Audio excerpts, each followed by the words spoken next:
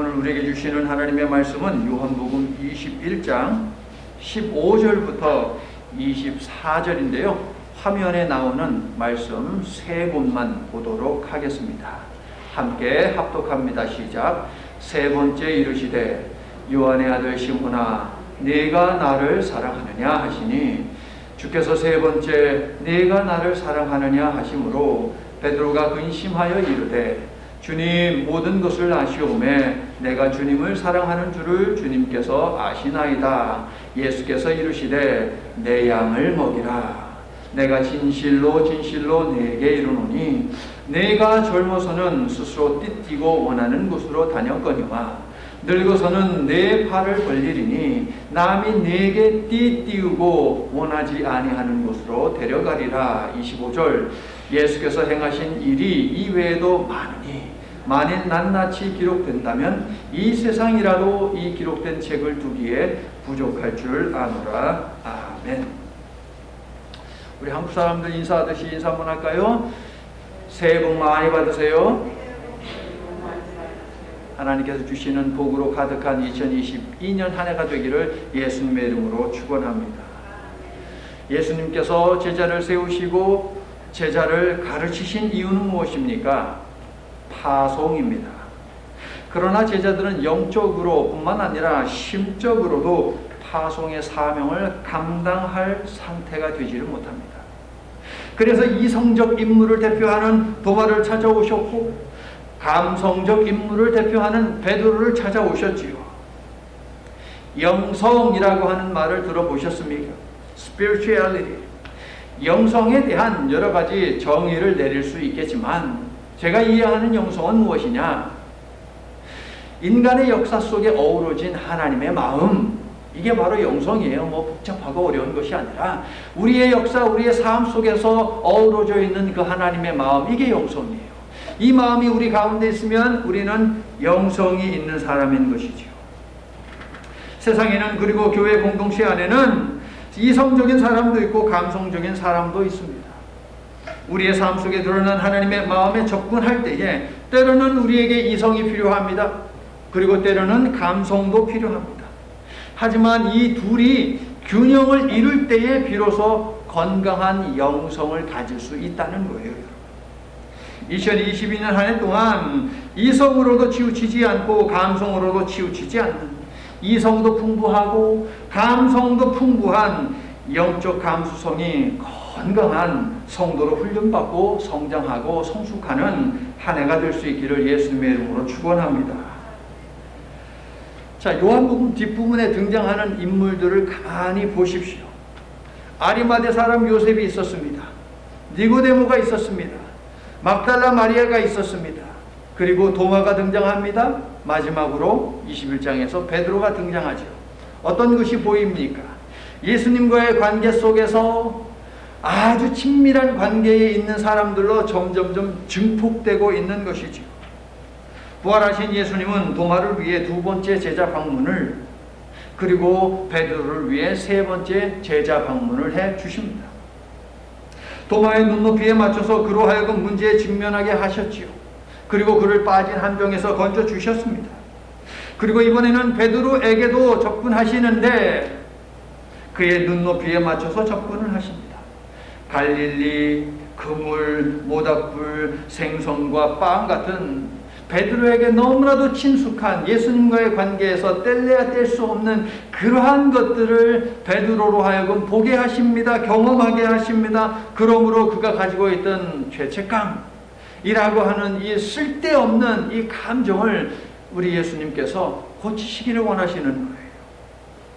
성도 여러분, 예수님은 도마의 이성을 움직일 만한, 베드로의 감성을 자극할 만한 그 어떠한 놀라운 기적으로 접근하지 않으셨습니다.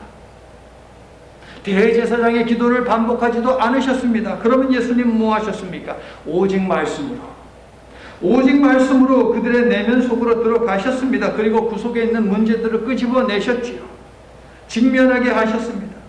말씀을 통해 베드로를 비롯한 모든 제자들을 사명의 자리로 불러내신다 하는 것이에요. 오직 말씀으로. 예수께서 구체적으로 어떤 말씀을 하셨는지 볼 텐데요. 여러분은 사명의 자리에 있는지 살피고 그 자리를 회복하는 2022년 신년 감사 예배의 말씀의 시간이 될 수 있기를 예수님의 이름으로 축원합니다. 자, 지난 설교 때 살펴본 치유와 회복의 도구들, 이 네 가지에 이어서 다섯 번째로 예수님께서 사용하신 도구는 무엇이냐? 숫자 3입니다. 14절을 보세요. 몇 번째 방문입니까? 세 번째 방문입니다. 부활하신 예수께서 제자들을 찾아가신 것이 이번이 세 번째입니다. 실패한 제자들, 특히 베드로를 위해 예수님은 세 번이나 찾아오셨는데 이것은 무엇입니까? 세 번 실패한 베드로에게 세 번 기회를 주시는 것이죠, 여러분. 14절에서 세 번째 임을 알린 후 요한은 아침 식사를 마치신 예수님이 시몬 베드로와 대화를 했다라고 하면서 그 대화의 내용을 우리에게 소개합니다. 요한의 아들 시몬아, 내가 다른 사람들보다 나를 더 사랑하느냐? 예수님은 나를 사랑하느냐라고 세 번 베드로에게 물으셨고, 예수님의 질문을 들은 베드로는 세 번 이렇게 대답하지요. 주님, 제가 주님을 사랑하는 줄 주님이 아십니다. 베드로는 쥐 구멍이라도 있으면 들어가고 싶었을 것입니다. 다섯 번째 도구인 숫자 3 역시 갈릴리 그물, 모닥불, 생선과 빵과 마찬가지로, 아니 훨씬 그 이상으로 아픈 추억, 생각하고 싶지 않은 추억, 가능하다면 되돌리고 싶은 추억을 담고 있기 때문이에요. 숫자 3, 도대체 무슨 일이 있었던 것일까요? 예수께서 겟세마네 동산에서 기도하실 때입니다. 대제사장이 보낸 군인들이 겟세마네 동산에 옵니다. 그들의 발자국 소리를 들으신 예수님께서는 앞서 나가십니다. 나가셔서 그들에게 묻습니다. 너희들이 누구를 찾고 있는 것이야? 나사렛 예수다. 그때 예수님께서 뭐라고 답을 하십니까? 18장을 여러분 펴시면 여러분 성경에 네모 박스가 6개 되어 있는 것이 보일 것이에요. 예수님의 대답은 내가 그니라. 5절, 6절, 8절 네모 박스 되어 있죠. 내가 그니라. 에고 에이미. 여러분 13장 1절을 보면 영광의 책을 시작하게 되는데 가장 첫 번째 말씀이 무엇입니까? 예수께서 아버지께로 돌아가실 때를 아시고 세상에 남아있는 제자들을 죽기까지 사랑하셨다라고 되어 있어요. 예수님은 정말 자기의 생명을 걸고 제자들을 사랑하셨습니까? 겟세마네 동산의 모습을 통해서도 우리는 알 수 있는 것이죠. 예수님은 내가 그니라라고 세 번이나 말씀하시면서 너희들이 찾는 사람은 바로 나니까 내가 너희들에게 협조할게. 니네들이 원하는 대로 다 할게. 그러니까 내 사람들, 내 제자들은 손대지 마라 라고 그렇게 말씀을 하셨죠. 그게 바로 18장에 내가 그니라 에고 에이미가 되겠습니다. 에고 에이미의 반대말은 뭡니까? 내가 그니라의 반대말은 내가 그가 아니다가 되겠죠. 에고 에이미의 반대말은 우크 에이미가 되겠습니다. 베드로는요, 예수께서 에고 에이미라고 세 번 말씀하시며 자신의 생명을 보호해 주신 지 시간이 얼마 지나지 않았을 때에, 그리고 다른 제자들은 몰라도 저는 정말 예수님을 끝까지 생명을 걸고 따르겠습니다. 차라리 제가 죽지요 라고 말한 지 얼마 지나지 않은 시간에 우크 에이미라고, 나는 아니다 라고 세 번 말을 합니다. 17절, 25절, 27절이죠. 베드로는 닭이 2번 울기 전에 나는 예수와 아무 관계없는 사람이라며 세 번이나 나는 아니다 우크 에이미라고 했습니다. 베드로가 예수님을 모르고 모른다고 세 번 부인한 그곳에는 무엇이 타고 있습니까? 숯불이 타고 있습니다. 자, 이제 예수님과 베드로 사이의 대화를 보겠습니다. 장소는 갈릴리 해변 숯불 앞입니다. 갈릴리 바다 위에서 밤새 수고했으나 텅 빈 배가 앞서 재현되었듯이 숯불도 재현이죠. 예수님의 말씀 한마디로 빈 배가 가득 찼습니다. 그렇죠. 그러므로 지금 숯불 앞은 어떤 숲을 앞으로 어떤 장소로 바뀔 것이냐라고 하는 것을 우리들에게 암시하고 있는 것이죠. 그래서 베드로를 향한 예수님의 말씀에 설레이게 됩니다. 자, 예수님과 베드로 사이의 대화에서 핵심 단어는 무엇입니까? 사랑입니다. 그리스 사람들은 사랑을 네 가지로 분류하여 다른 단어를 사용했죠. 가족끼리의 사랑, 혈족 간의 사랑을 이야기할 때는 스트로게라고 했습니다. 그리고 육체적인 사랑을 이야기할 때는 에로스라고 했습니다. 자, 이거는 일단은 접어두고 중요한 건 나머지 친구 사이의 사랑, 우정 어린 사랑을 이야기할 때는 필리아라는 단어를 썼습니다. 필리아, 우정, 친구, 신의. 그리고 하나님의 절대적인 희생적 사랑을 이야기할 때는 아가페라는 단어를 썼습니다. 자, 필리아와 아가페를 기억해 주세요. 제자들과 함께 아침 식사를 하신 후 예수님은 숯불 앞에서 예수님을 모른다고 나는 아니다라고 3번 부인한 그 베드로를 숯불 앞으로 데리고 오셔서 숯불 앞에서 그러한 베드로로 하여금 사랑한다고 3번 고백하게 하시죠. 그런데 내용을 자세히 보면 예수님께서 네가 나를 사랑하느냐라고 3번 물으셨는데 앞선 이 2번의 질문에서 예수님께서 사용하신 사랑은 무엇이냐? 베드로야, 네가 다른 제자들보다 다른 사람들보다 나를 더 많이 아가페 하느냐라고 물으신 거예요. 예수님이 아가페 하느냐라고 물었으니 베드로가 드릴 수 있는 답은 2가지입니다. Yes, Lord. 네, 주님. 제가 주님을 아가페 합니다. 1번. 아니면 아니요, 주님. No, Lord. 나는 주님을 아가페 하지 않습니다. 둘 중에 하나의 답을 해야 됩니다. 그런데 예수님의 2번의 동일한 질문에 대해서 네가 나를 아가페 하느냐라고 물으셨는데 베드로의 답에는 아가페라는 단어가 없습니다. 무슨 단어가 있습니까? 필리아가 있습니다. 오답을 예수님께 드린 것이에요. 네가 나를 아가페 하느냐? 네, 내가 주님을 아가페 합니다. 아니요, 내가 주님을 아가페 하지 않습니다. 라고 답을 해야 되는데 베드로가 하는 말은 주님, 제가 주님을 필리아 하는지 주님이 아시지요? 라고 답을 했거든요. 옛날 같으면 베드로가 어떻게 답을 했겠습니까? 아유, 주님 당연한 말씀을 하시네요. 제가 주님을 아가페 하지요. 목숨을 걸고라도 제가 주님을 아가페 하지요. 라고 답했을 것입니다. 그러나 이제는 아닙니다. 주님, 제가 주님을 필리아 하는지 주님이 아시지 않습니까? 그동안 의기양양했던 베드로, 그가 지금 내뱉는 이 대답은 무엇을 보여줍니까? 그의 태도가 바뀌었다, 그의 언어가 바뀌었다 라고 하는 것을 알게 하죠. 성도 여러분, 은혜를 받으면 사람의 언어와 태도가 바뀌는 거예요, 여러분. 자신의 부족함과 연약함을 고백하고 자신의 실패를 인정하고 자신의 이중성을 아뢰면서 겸손하게 말을 하게 되더라라고 하는 거예요. 어떤 사람이? 은혜 받은 사람이에요. 베드로의 대답 속에 담긴 그의 속마음은 이것입니다. 주님, 나에게 아가페 하느냐고 물으셨습니까? 제가 뭐라고요? 저 같은 사람이 어떻게 하나님의 절대적 희생적 사랑을 가지고 주님을 사랑할 수 있겠습니까? 하지만 제가 주님을 그래도 필리아 하는 것을, 사랑하는 것을 주님 아시지 않습니까? 이런 고백이에요. 베드로는 확실히 꺾였습니다. 여기에 예수님과 베드로의 대화에서 찾아지는 첫 번째 교훈이 있으니 진정한 사랑의 교훈에는 겸손이 있다는 거예요. 진정한 사랑의 고백에는 겸손이 있다. 이게 첫 번째 교훈이죠. 예수님께서 베드로를 3번째 부르십니다. 요한의 아들 시몬아. 또다시 자기를 부르시니까 베드로의 마음이 어땠을까요? 계속 자기는 틀린 답을 예수님께 드리고 있거든요. 근데 예수님이 또 요한의 아들 시몬아 라고 부르니까 그의 얼굴이 사색이 되지 않았겠습니까? 게다가 3번째 예수님께서 베드로에게 묻는 질문은 바뀌었어요. 앞에서는 네가 나를 아가페 하느냐 라고 2번 물으셨는데 3번째는 베드로야, 네가 나를 필리아 하느냐 라고 물으셨거든요.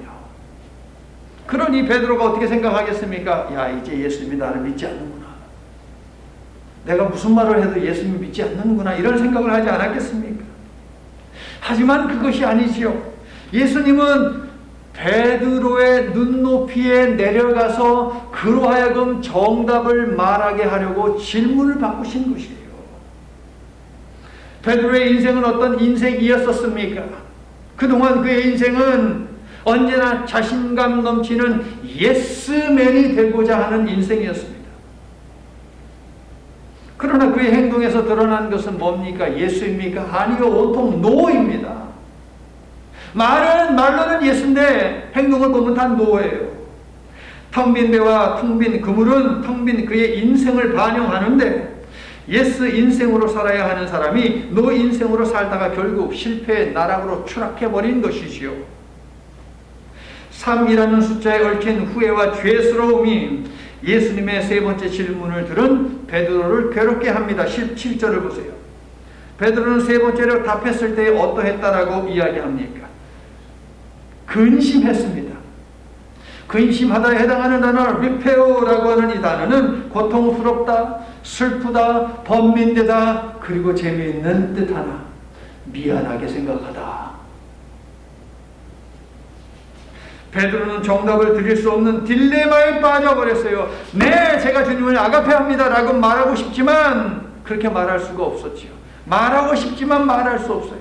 예수님은 아가페라고 묻는데 자기는 필리아라고 답을 할 수밖에 없어요. 딜레마에 빠져버리는 것이에요. 이제 다르게 묻는 예수님의 질문을 들으면서 베드로는 근심했더라, 미안하게 생각했더라, 슬펐더라, 고통스러웠더라. 세 번 부인한 지난 과거로 인한 죄책감이 드디어 수면 위로 떠오르는 것이에요. 예수님은 지금 죄책감을 해결하기 위해서 베드로로 하여금 죄책감에 직면을 하게 하신 것이죠. 드디어 쓴 뿌리가 고개를 들었어요, 여러분. 베드로는 다른 사람은 배신해도 자신은 배신하지 않을 것이며 죽더라도 끝까지 함께 하겠노라고 호언장담했습니다. 그러나 숯불 앞에서 예수님을 모른다고 맹세하고 저주까지 하면서 예수님과의 관계를 부정했죠. 베드로는 진짜예요, 사실이에요, 여러분. 예스맨이 되고 싶었어요. 그러나 언제나 결과는 노맨이었어요. 부활하신 예수님이 내가 나를 아가페 하느냐고 물으셨을 때도 베드로는 말은 예스지만 노맨이에요. 그러나 예수님은 그러한 베드로의 눈높이에 맞춰서 질문해 주심으로 말미암아 그동안 노 인생을 살아온 베드로로 하여금 이제 예스 인생을 살게 하시더라 하는 것이죠. 베드로야, 그렇다면 네가 나를 필리아 하기는 하느냐? 베드로의 대답, Yes, Lord. 네, 주님, 제가 주님을 필리아 하는지 주님이 하십니다. 이제 정답인 것이죠. 비로소 베드로는 예스맨이 되었습니다. 할렐루야. 예수님이 그렇게 만들어 주셨어요. 예전 같으면 나중에 어떻게 되든 베드로는 객기를 부리며 일단 예수님의 질문에 대해서 아가페 한다고 자신에게 말했을 것입니다. 그러나 베드로는 세 번 모두 솔직하게 대답했습니다. 말만 앞세우는 사람이 되지 않고 자신의 연약함을 진솔하게 드러내며 예수님께 판단을 맡기며 제가 감히 주님을 아가페 한다고 말할 수 있겠습니까, 주님? 제가 말하고요, 제가 저 같은 사람이 어찌 주님을 아가페 한다고 말할 수 있겠습니까? 이렇게 겸손하게 진솔하게 이야기를 하자 예수께서 노맨으로 살던 베드로를 예스맨으로 바꿔주셨다는 거예요.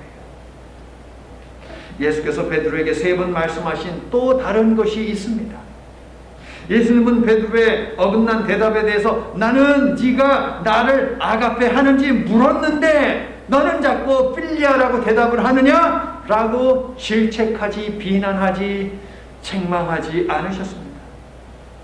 다만 뭐라고 말씀하셨습니까? 따라해 볼게요. 내 양을 먹이라. 예수님은 질책하지 않으셨어요. 정죄하지 않으셨어요. 틀렸다라고 말하지, 지적하지 않으셨습니다.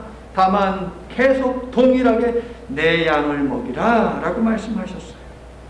여기에 예수님과 베드로의 대화에서 찾아지는 두 번째 교훈이 있습니다.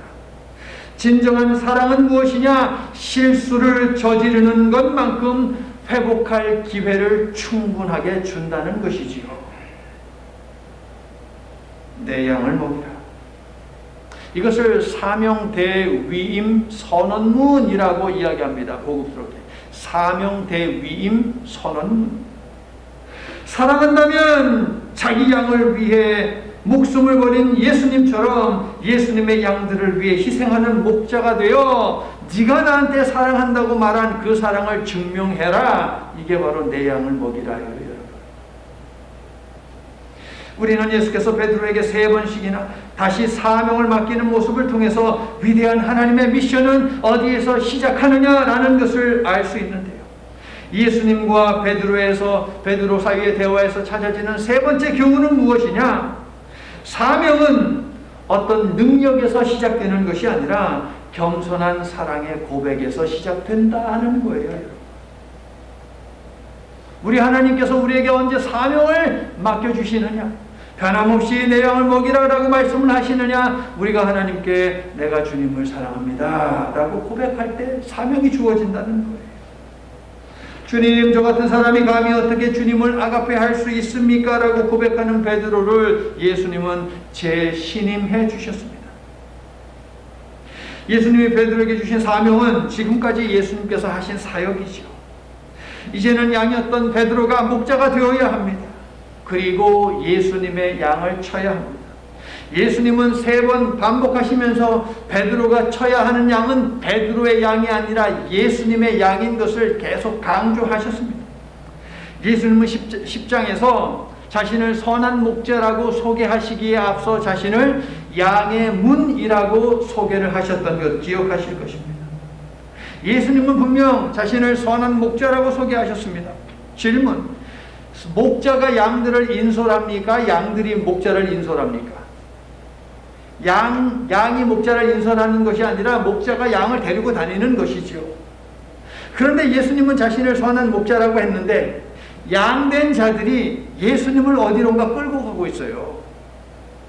어디로 끌고 가고 있어요? 십자가로 끌고 가고 있어요, 여러분. 18절은 베드로도 그렇게 될 것이라는 암시인 것이죠. 양을 위해 생명을 바치는 목자가 선한 목자라는 것인데 베드로가 그러한 목자가 되어야 한다 라고 말씀을 하시는 거예요. 성도 여러분, 18절과 19절은 우리가 원하는 길보다 주님이 원하시는 길로 가야 함을 알려줍니다. 2022년을 시작하면서 이 말씀을 주시는 주님의 말씀에 귀를 기울이십시오. 여러분이 원하는 길이 아닌 주님이 원하시는 가리키는 그 길로 가라고 주님은 말씀을 하십니다. 베드로는 지금까지 마음대로 행동했습니다. 부활하신 예수님을 만나고도 예루살렘을 이탈하여 제 마음대로 고향으로 돌아왔고요. 다른 제자들을 부추겨서 고기 잡으러 갔습니다. 그러나 예수님은 베드로의 사랑을 확인하고 한결같이 사명을 맡기신 후 이제는 베드로가 주님께서 가신 길 그리고 가라는 길로 가게 될 것이라 하십니다. 사랑하는 성도 여러분, 지금까지 여러분이 걸어오셨던 길은 어떤 길입니까?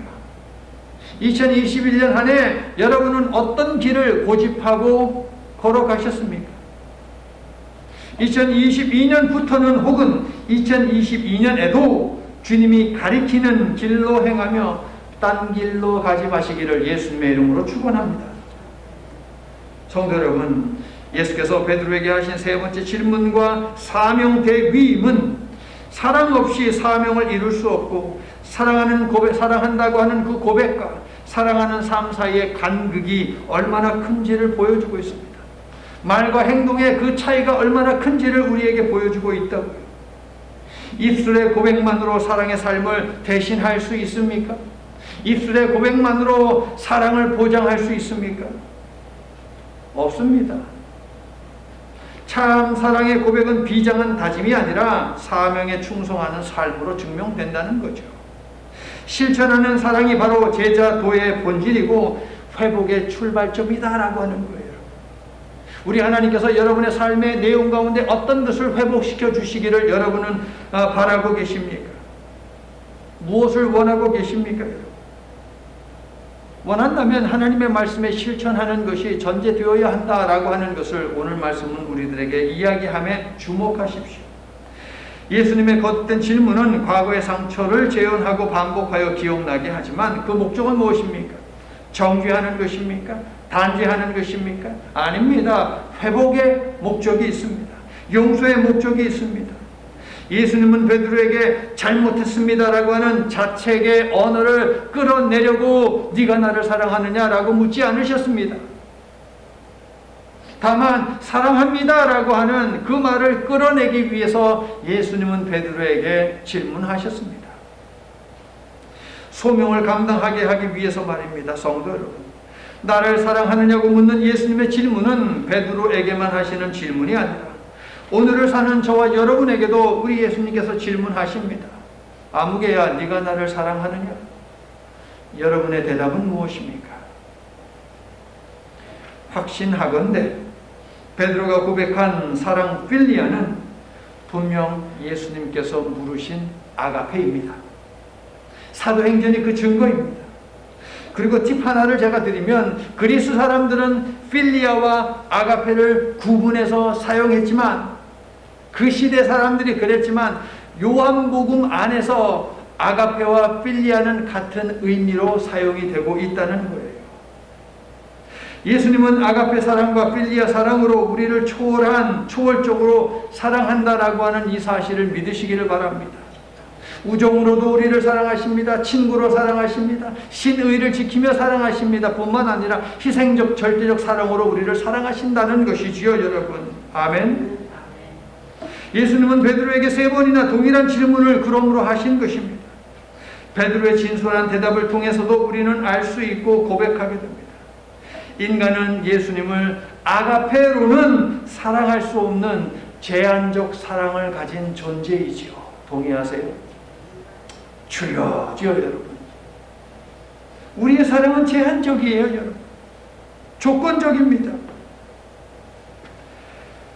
모든 것이 시작된 갈릴리 호수에서 베드로로 하여금 다시 집중하게 만든 한 가지는 무엇이냐? 사랑입니다. 성도 여러분, 예수님의 사랑 앞에 다가가지 못하게 하는 것은 무엇입니까? 예수님을 사랑하지 못하고 배신한 실패 때문입니까? 주님, 제가 이렇게 하겠습니다 라고 주님 앞에 약속했는데 그것을 하지 못했기 때문에 주님에게 다가갈 수 없는 것입니까? 아닙니다. 실패한 우리이지만 그러한 우리를 찾아오시어 사랑의 관계를 회복하시고 재신임해 주시는 하나님의 사랑의 깊이를 제대로 알지 못하기 때문이죠. 하나님의 사랑의 깊이를 제대로 안다면 우리는 넘어져도 주님께로 다시 달려가고, 실패해도 또 주님께로 가고, 의심해도 주님께로 가고, 두려운 마음으로도 주님께로 가고. 읽어주세요. 하나님의 사랑은 그 이상입니다.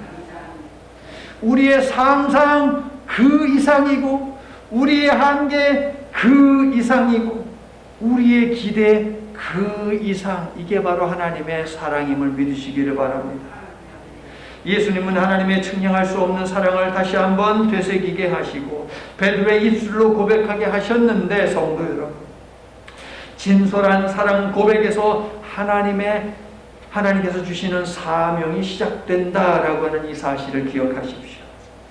주님, 제 주제에 어찌 감히 제가 주님을 아가페 할 수 있겠습니까?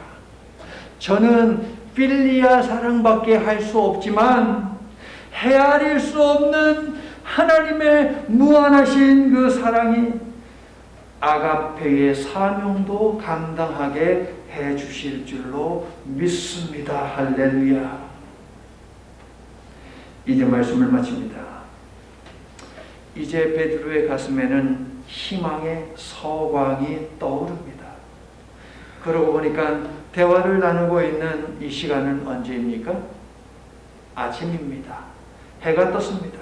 그 이전까지만 해도 깜깜했고 배는 텅 비어 있었지요. 하지만 태양이 떠오르고 그 빈배가 채워지지 않았습니까, 여러분? 베드로와 제자들의 인생에 태양이 비친다라고 하는 것을 상징적으로 보여주고 있는 것이지요. 갈릴리에서의 슬픔이 기쁨으로 변하는 희망, 갈릴리에서의 한맺힘이 풀리는 희망, 갈릴리에서의 실패가 또 하나의 도전으로 도약하는 희망, 이것을 우리 예수님이 주신 것이에요. 베드로는 비록 두려웠지만 그것은 죽음에 대한 두려움이라기보다는 실패한 자신을 믿고 아가페 해주신 주님의 그 깊으신 사랑에 대한 두려움이죠. 성도 여러분, 인간이 하나님 앞에 다가갈 수 있는, 나아갈 수 있는 가장 아름다운 영적 태도가 무엇인지 아십니까? 두려움과 떨림입니다. 성경은 이것을 믿음이라고 이야기합니다.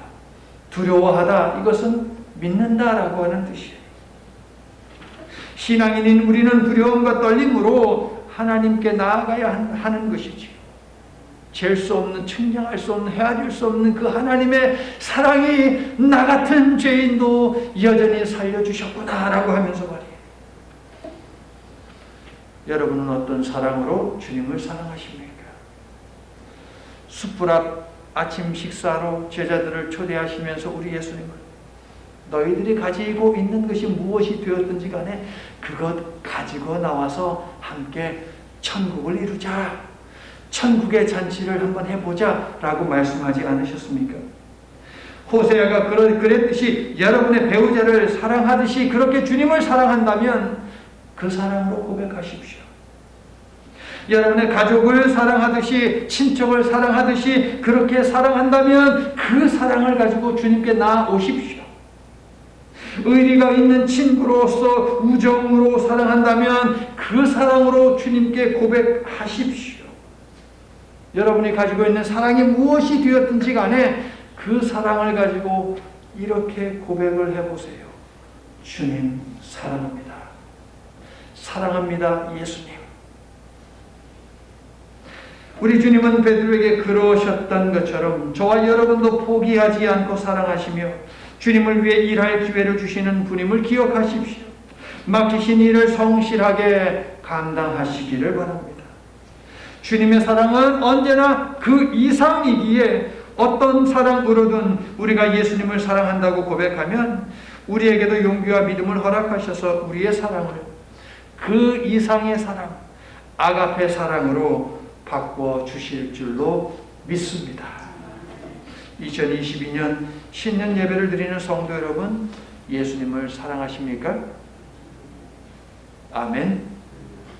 예수님의 양을 먹이는 사랑의 사명을 올해도 성실하게 감당하시기를 예수님의 이름으로 축원합니다. 아멘. 하나님, 영적 분별력이 그 어느 때보다도 필요한 시대를 살고 있습니다. 사탄 마귀는 별 희한한 방법까지 동원하여 성도들의 생각과 마음을 파고들어 도마처럼 논리와 이성을 앞세우게 하기도 하고 베드로처럼 느낌과 감성을 앞세우게도 하는 등 정말 교묘하게 속이고 있습니다. 특별히 오늘날 사탄 마귀는 코로나 바이러스와 각종 변이 바이러스들을 앞세워 그럴듯하게 이성과 감성에 호소하면서 성도들 사이에 의심과 분열을 조장하고 하나님을 예배하는 자리에서 성도들을 멀어지게 하고 있습니다. 이러한 시기에 우리로 하여금 이성에 치우친 도마를 찾아가신 예수님을 만나게 하시고 감성에 치우친 베드로를 찾아가신 예수님을 만나게 하신 하나님께 감사드립니다. 이 시간 머리 숙인 모든 하나님의 백성들이 코로나 바이러스를 대하는 우리의 이성과 감성 속에 예수님이 있는지 묻게 하시고 성서적으로 답하고 반응하며 우리가 지켜야 하는 것이 무엇인지 우선순위를 바로 세우며 신앙을 점검하는 영적 예배자들이 다 되도록 도와주시옵소서. 부름받아 나선 이 몸 어디든지 가오리다. 괴로우나 즐거우나 주만 따라 가오리니 어느 누가 막으리까? 죽음인들 막으리까? 악을 골짝 빈들도 소돔 같은 거리도 마다하지 않고 멸시천대 십자가는 제가 지고 가오리다. 이 찬송이 우리의 삶의 고백이 되어야 함을 결단하고 우리의 삶의 고백이 되기를 소망하며 예수님 이름으로 기도드립니다. 아멘.